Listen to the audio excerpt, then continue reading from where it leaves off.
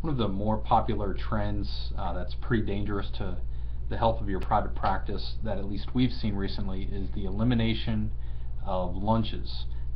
So I know when I first opened up my practice 11 years ago, the one thing that I did was I ran out and I would do 1 or 2 lunches every week, and I think in the first 3 or 4 months of private practice existence, I did 37 lunches. And it was an easy way to get in. I might be there for an hour total of my time, and I would get 5 minutes with a physician, and I could talk about the wonderful physical therapy that we offered here at Madden PT, and I would get 1 or 2 Mercy referrals. They would come in, they would do well, and they would go back to the doctor, and then I would begin a relationship with that doctor. Horrible setup for in the beginning, but now if you have a practice and you don't have those relationships with your physicians, with your referral sources, and you're not allowed to talk to the doctors, what do you do? So I want to explore that today and a possible solution for you, and also the principles that are going to go along with the formation of a solution for you. So what happens if we can't do a luncheon with a referral source? Well, one, it's kind of the classic out of sight, out of mind cliche. If we're not able to communicate with our physicians and our referral sources, we're likely to get a lot less referrals from them. And again, that's something that we're going through here in central Pennsylvania. Pretty sweeping change there, where we can no longer get in to see about 75% of our total referral base. So when we eliminate communication, we get less referrals. When we have less referrals, it's harder and harder to make ends meet with regards to paying our bills and expanding our practice unless we're getting a ton of referrals elsewhere. Your goal with any referral source is to get to the point where you have let's call it a texting relationship. Oh, that would have been great if that would have been a text right there from a referral source, but nonetheless, I just had a personal call here to our clinic from a physician asking about if we do myofascial. So you want to be perceived. Your goal is to be perceived as a resource to your referral source community. So do you offer this? Who does this?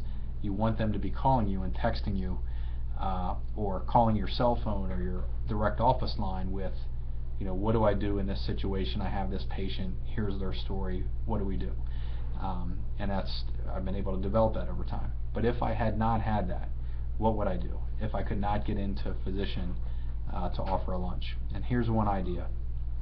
So you could go out and buy a brown bag lunch, which a lot of delis will do, or you could buy some other sort of catered solo lunch piece, or you could do like a $5 or $10 gift card Chipotle, or whatever the local restaurant is in your area where that referral source would eat.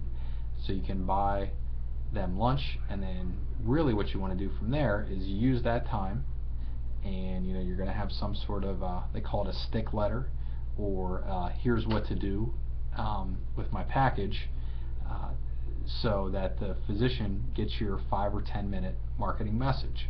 And it could be something as simple as dropping off an iPad, the lunch, watch this video, you already have it lined up, press this button, turn the iPad on, touch the screen once so the video begins playing, and then the physician spends 5 or 10 minutes watching your marketing video, which may be nothing more than patient testimonials, which would be a great idea if it was that physician's patient's testimonials, so the people they refer to your practice. And some sort of before and after, whether it's range of motion or strength, or showing them doing a movement that they couldn't do in the beginning of PT, some sort of before and after. I'll let you solve that problem. So that's a video solution. Another thing is you can present things that are unique to your practice that position you as different, being different from other available physical therapy options in the area. And I'm going to give you 2 examples. The first one is something that we do called our exercise card system. So here's what we do. When the typical patient goes through PT clinic at any office in our area, they basically usually hand them the exercise type computer program printout, maybe on a white sheet of copy paper, or maybe they get fancy and color coded. Here's what we do in our clinic. Every patient that comes through gets one of these. So it's a little carabiner. They're about 50 cents, not a big deal. They get a card with a picture of their therapist and their therapist's contact information and email. And then as we go through, they can flip through their cards, and every time they come in, they get a new card. Or every time they get a new exercise, they get a new card. So, this is very easy for them to carry around. We get lots of compliments on this.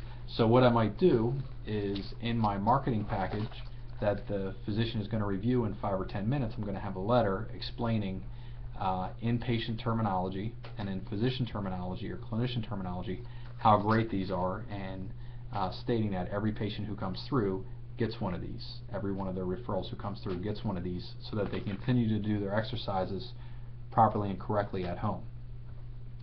And we'll create a whole marketing piece around that. The next item is, so this is the book set that Mike Fink did for us. I'm sorry, I misspoke. He did not do it for us, but he did it for his family. But we use it, and it's Sammy's Physical Therapy Adventure. It's a very simple, easy to read story that is great, introducing children who are going to be in need of physical therapy to physical therapy.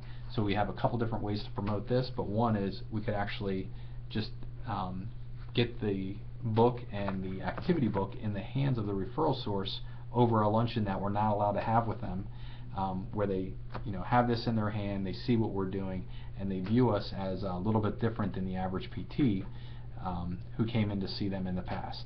But we're constantly positioning ourselves against other options of treatment within the community. So I hope you can apply that and reap the benefits of a physician lunch that you don't really have.